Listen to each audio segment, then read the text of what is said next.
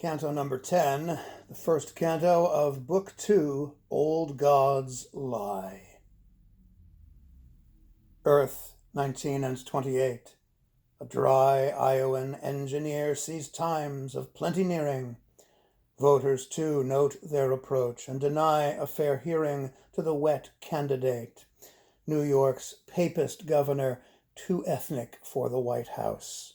Americans have never liked holy fathers, but seldom take to violence with their hate. They let bigotry simmer quietly.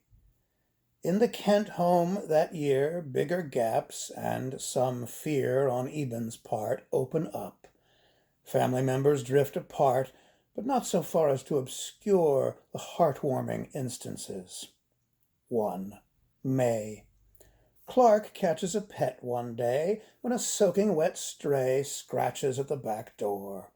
A luxury they thought they could never afford, Eben and Sarah adopt the mutt and hope to see their son break free from his rut of lonely nighttime strolls. He does. Clark and the albino, hound that he for unknowable reasons refers to as Crypto, are quickly inseparable, rolling in the prairie grass on hot summer nights, amassing ammunition to fight the rabbits that spring up like weeds this year. They are like rambunctious brothers.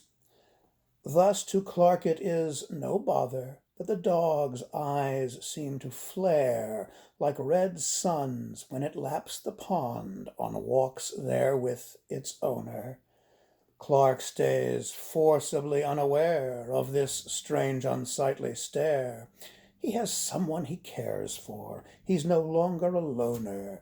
What else could possibly matter? 2. November. Eben, in town to cast his ballot for Hoover, happens on a radio down at the general store. It's a cathedral, a prize Clark will surely adore. The clerk takes it off the shelf, and Eben buys it for his son and for himself, and brings it home. Sarah says, "It's a lovely cabinet, dear. Waste of money, though." She sighs. Eben replies, "Maybe so, but just let me turn it on in the living room when supper's done. You'll hear its pretty warm tones and sing along, and Clark will learn every song by heart and be far less likely to roam." She starts to speak, but leaves her sentence incomplete.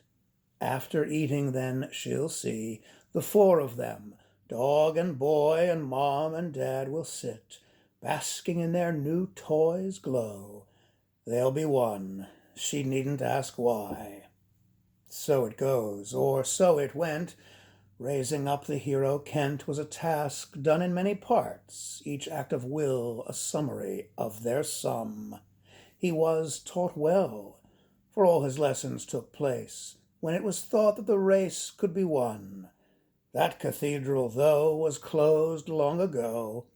A choir somewhere singing, we watched dinosaurs die, hoping birds would grow wings, while we did mechanical things, swimming in bile and digging ditches, turning dials and flipping switches. The radio's off. Hear the music play? God is dead? Let us pray.